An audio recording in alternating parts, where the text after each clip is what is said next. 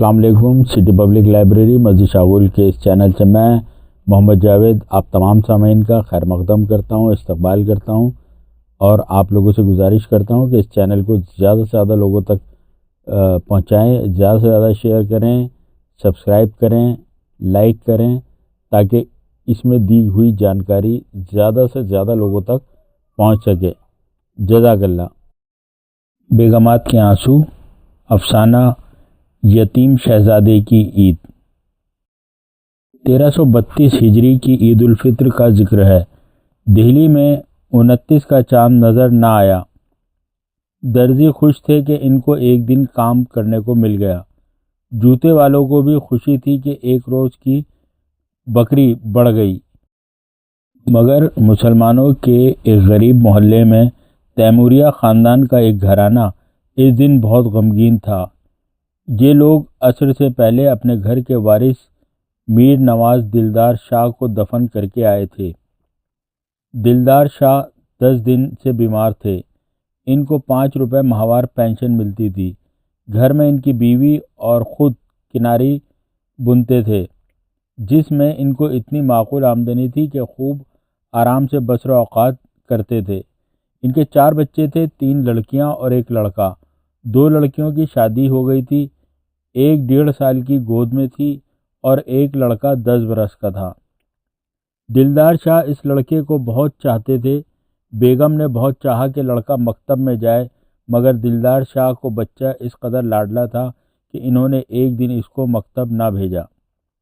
لڑکا سارا دن گلیوں میں آوارہ پھرتا تھا، زبان پر گالیاں اس قدر چڑھ گئی تھی کہ بات بار پر مغلوظات بکتا تھا اور باوا جان اس کی بھولی بھالی باتوں سے خوش ہوتے تھے۔ مرزا دلدار شاہ بہادر شاہ کے قریبی رشتہ دار تھے۔ مرتے وقت ان کی عمر 65 برس کی ہوگی، کیونکہ جب یہ لڑکا ان کے یہاں پیدا ہوا تھا تو ان کی عمر 55 برس کی تھی۔ بڑھاپے کی اولاد سب کو پیاری ہوتی ہے، خاص کر بیٹا۔ مرزا دلدار شاہ جتنی محبت کرتے تھوڑی تھی۔ ایک دن ان کے دوست نے کہا، صاحب عالم، بچے کے لکھنے پڑھنے کی یہی عمر ہے، اب نہ پڑھے گا تو کب پڑھے گا؟ لاڈ پیار بھی ایک حد تک اچھا ہوتا ہے، آپ اس کے حق میں کانٹے بوتے ہیں۔ خدا آپ کو ہمیشہ سلامت رکھے، زندگی کا کوئی اعتبار نہیں، ایک دن سب کو مرنا ہے۔ خدا نہ خواستہ آپ کی آنکھیں بند ہو گئیں تو اس معصوم کا کہیں ٹھکانہ نہ رہے گا، لیکن پڑھ لے گا تو 2 روٹیاں کما کھا لے گا۔ اس زمانے میں شریفوں کی گزر بہت دشوار ہو گئی ہے، کچھ آئندہ کا بھی خیال رکھنا چاہیے، ایسا نہ ہو کہ اس کو غیروں کے آگے ہاتھ پھیلانا پڑے اور بزرگوں کی ناک کٹے۔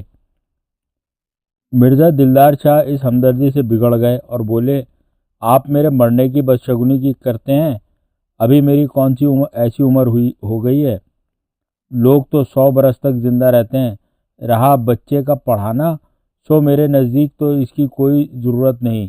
بڑے بڑے BA پاس مارے پھرتے ہیں اور 2 کوڑی کو کوئی نہیں پوچھتا۔ میرا بچہ پہلے ہی دھان پان ہے، آئے دن کا مریض ہے۔ میرا دل گوارا نہیں کرتا کہ ظالم استادوں کے حوالے کر کے اس کی نازک ہڈیوں کو قمچیوں کا نشانہ بناؤں۔ جب تک میرے دم میں دم ہے عیش کراؤں گا، میں نہیں رہوں گا تو خدا رازق ہے، وہ چیونٹی تک کو کھلانا جانتا ہے، پتھر کے کیڑوں کو رزق پہنچا دیتا ہے۔ آدمی کے بچے کو کہیں بھوکا مارے گا؟ میاں، ہم نے زمانے کا بڑا گرم اور سرد رنگ دیکھا ہے۔ ہمارے ماں باپ بھی ہم کو نہ پڑھایا، کیا ہم بھوکے مرتے ہیں؟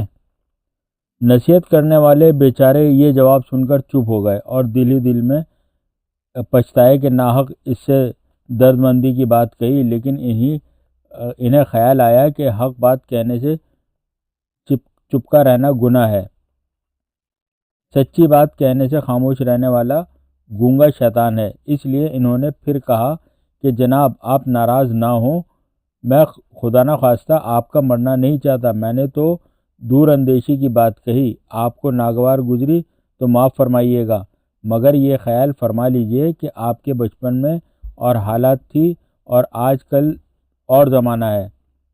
اس وقت قلعہ آباد تھا، جہاں پناہ ذل سبحانی بہادر شاہ حضرت کا سایہ سر پر تھا۔ ہر بات سے بے فکری تھی، لیکن آج تو کچھ بھی نہیں ہے، نہ بادشاہی ہے نہ امیری ہے، ہر مسلمان کے گھر میں گدائی اور فقیری ہے۔ اب تو جو ہنر مندی سیکھے گا اور اپنی روٹی اپنے بازوؤں سے کمائے گا وہی لالو لال بنے گا، ورنہ ذلت و خواری کے سوا کچھ ہاتھ نہ آئے گا۔ دلدار شاہ نے کہا، ہاں یہ سچ ہے، میں اس کو سمجھتا ہوں، مگر آخر ہماری بھی تو اتنی عمر اسی بربادی کے زمانے میں بسر ہو گئی۔ سرکار نے 5 روپے کی جو پینشن مقرر کی ہے، تم جانتے ہو کہ اس میں ہمارے وقت نکلتے ہوں گے۔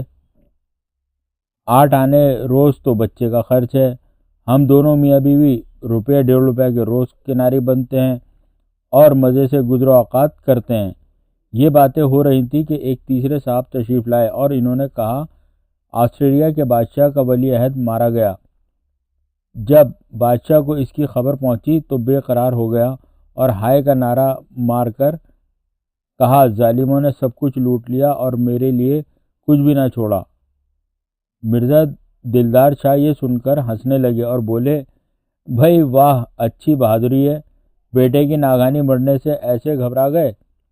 میاں، جب بہادر شاہ حضرت کے صاحبزادے میرے مرزا مغل وغیرہ گولی سے مارے گئے اور ان کے سر کاٹ کر سامنے لائے تو بادشاہ نے خوان میں کٹے ہوئے سر دیکھ کر نہایت بے پرواہی سے فرمایا، الحمدللہ، سر خروج ہو کر سامنے آئے ہیں۔ مرد لوگ اسی دن کے لیے بچے پالتے ہیں۔ جو صاحب خبر لائے تھے وہ بولے، کیوں جناب، غدر میں آپ کی کیا عمر ہوگی؟ مرزا دلدار شاہ نے کہا، کوئی 14-15 برس کی۔ مجھے سب واقعات اچھی طرح یاد ہیں۔ باوا جان ہم کو لے کر غازی آباد جا رہے تھے کہ ہنڈن ندی پر ہم کو فوج نے پکڑ لیا اور والدہ اور میری چھوٹی بہن چیخیں مار کر رونے لگیں۔ والد نے ان کو منع کیا اور آنکھ بچا کر سپاہی کی تلوار اٹھا لی۔ تلوار ہاتھ میں لینی تھی کہ سپاہی نے چاروں طرف سے ان پر ٹوٹ پڑے۔ انہوں نے 2-4 کو زخمی کیا، مگر سنگینیں اور تلواروں کے اتنے وار ان پر ہوئے کہ بے چارے قیمہ قیمہ ہو کر گر پڑے اور شہید ہو گئے۔ ان کی شہادت کے بعد سپاہیوں نے میری بہن اور ماں کے کانوں کو نوچ لیا اور جو کچھ ان کے پاس تھا چھین کر چلتے ہوئے۔ مجھ کو انہوں نے قید کر کے ساتھ لے لیا۔ جس وقت میں والدہ سے جدا ہوا ہوں، ان کی آہ وزاری سے آسمان ہلا جاتا تھا۔ وہ کلیجے کو تھامے ہوئے چیختی تھیں اور کہتی تھیں، ارے میرے لال کو چھوڑ دو، تم نے میرا سرتاج کو خاک میں سلا دیا، اس یتیم پر تو رحم کرو۔ میں رنڈیا کس کے سارے رنڈاپا کاٹوں گی؟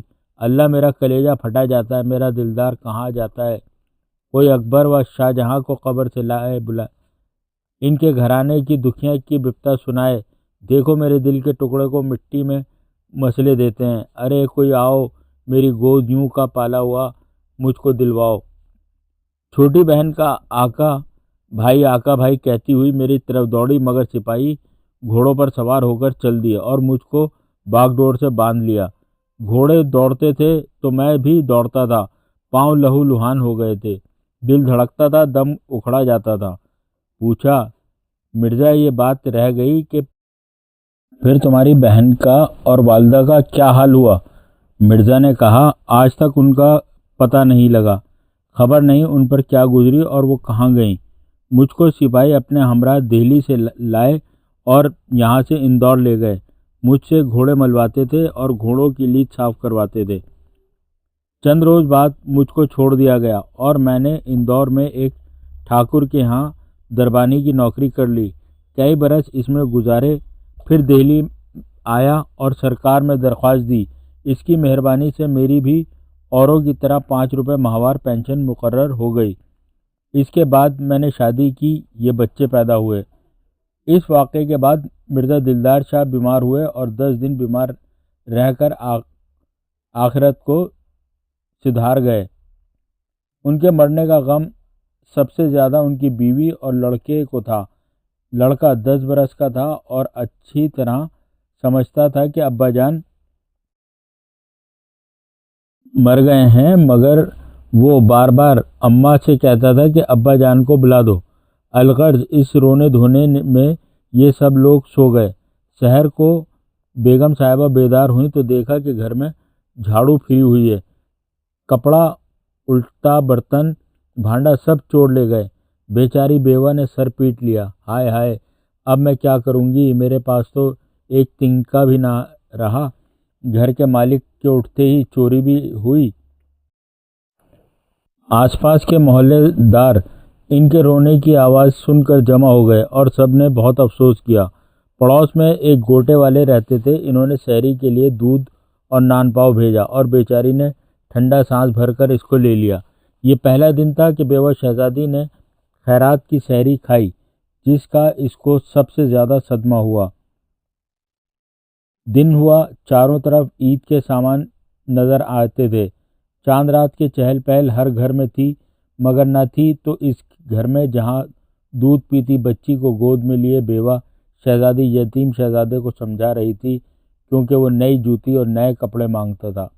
ماں نے کہا، بیٹا تمہارے ابا جان پردیس گئے ہیں، وہ آ جائیں گے تو کپڑے منگا دیں گے۔ دیکھو تمہارے دولہا بھائی بھی بنارس گئے ہوئے ہیں، وہ ہوتے تو ان سے ہی منگوا دیتی، اب کس کو بازار بھیجوں؟ لڑکے نے کہا، میں خود لے آؤں گا، مجھ کو دام دو۔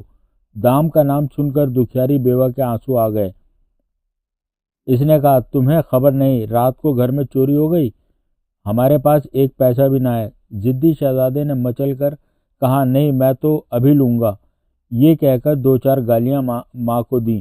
مصیبت زدہ نے ٹھنڈا سانس بھرا اور آسمان کو دیکھا اور بولی، اچھا ٹھہرو، میں منگاتی ہوں۔ یہ کہہ کر پڑوس کے گھر سے لگی ہوئی کھڑکی میں جا کر کھڑی ہوئی اور گوٹے والے کی بیوی سے کہا، بوا عدت کے دن ہیں، اندر تو نہیں آ سکتی، ذرا میری بات سن جاؤ۔ وہ بیچاری فوراً اس کے پاس آئی تو اسے سارا ماجرا سنایا اور کہا، خدا واسطہ کا کام ہے، اپنے بچے کی اترن کوئی جوتی یا کپڑوں کا جوڑا ہو تو ایک دن کے لیے مانگے دے دو، کل شام کو واپس دے دوں گی۔ شہزادی اترن کہتے وقت بے اختیار ہچکی لے کر رونے لگی۔ پڑوسن کو بڑا ترس آیا۔ اس نے کہا، بوا رونے اور جی بھاری کرنے کی کچھ بات نہیں، ننھے کی کئی جوتیاں اور کئی جوڑے فالتو رکھے ہیں، ایک تم لے لو، اس میں اترن کا خیال نہ کرو، اس نے تو ایک دن یوں ہی ذرا پاؤں میں ڈالی تھی، میں نے سنگوا کر رکھ دی۔ یہ کہہ کر پڑوسن نے جوتی اور کپڑے شہزادی کو دیے۔ شہزادی یہ چیزیں لے کر بچے کے پاس آئی اور اس کو یہ سب دکھائیں۔ بچہ خوش ہو گیا۔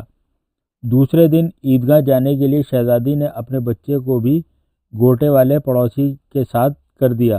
عیدگاہ پہنچ کر یتیم شہزادے نے گوٹے والے کے لڑکے سے کہا، ابے تیری ٹوپی سے ہماری ٹوپی اچھی ہے۔ گوٹے والے کے لڑکے نے جواب دیا، چل بے، اترن خطرن پہن کر اتراتا ہے، ابے یہ بھی میری ٹوپی ہے، اماں نے خیرات میں دے دی۔ یہ سننا تھا کہ شہزادے نے ایک زور کا تھپڑ گوٹے والے کے بچے کو مارا اور کہا، ہم کو خیرات خورا کہتا ہے۔ گوٹے والے نے جو اپنے بچے کو پیٹتا دیکھا تو اس کو بھی غصہ آ گیا اور اس نے دو تین تماچے شہزادے کے مارے۔ یہ لڑکا روتا دھوتا گھر بھاگا۔ گوٹے والے نے خیال کیا کہ اس کی ماں یہ کیا کہے گی کہ ساتھ لے گئے تھے، کہاں چھوڑا ہے، اس لیے وہ اس کو پکڑنے کو دوڑا، مگر لڑکا نظروں سے غائب ہو گیا۔ ناچار گوٹے والا مجبور ہو کر اپنے گھر چلا گیا۔ اب شہزادے کی یہ کیفیت ہوئی کہ عام خلقت کے ساتھ عیدگاہ سے گھر کی طرف آ رہا تھا کہ راستے میں ایک گاڑی کی جھپیٹ میں آ کر گر پڑا اور زخمی ہو گیا۔ پولیس شفا خانہ لے گئی۔ یہاں گھر میں اس کی ماں کا عجب حال تھا، غش پہ غش آتے تھے، 2 وقت سے بھوکی تھی۔ اس پر عید اور یہ مصیبت کہ لڑکا گم ہو گیا، اور عالم یہ کہ کوئی پرسان حال نہیں جو لڑکے کو تلاش کرنے جائے۔ آخر وہی بیچارہ گوٹے والا پھر گیا اور پولیس میں اطلاع لکھوائی۔ اس وقت معلوم ہوا کہ وہ شفا خانے میں ہے۔ شفا خانہ جا کر خبر لایا اور شہزادی کو ساری کیفیت سنائی۔ اس وقت عجیب عالم تھا۔ عید کی شام تھی، گھر گھر خوشیاں منائی جا رہی تھیں، مبارک بادوں کے چرچے تھے، تحفے تحائف اور عیدیاں تقسیم ہو رہی تھیں۔ ہر مسلمان نے اپنی حیثیت سے زیادہ گھر کو آراستہ کیا تھا، اپنے بال بچوں کو خوش و خرم لیے بیٹھا تھا، مگر بیچاری بیوہ شہزادی 2 وقت کے فاقے سے رنجور بچے کے غم میں اشکبار اندھیرے اجاڑ گھر میں بیٹھی تھی، آسمان کو دیکھتی تھی اور کہتی تھی خدایا میری عید کہاں ہے، اور بے اختیار ہچکیاں لے کر روتی۔ ادھر شفا خانے میں یتیم شہزادہ ماں کی جدائی سے میں پھڑکتا تھا۔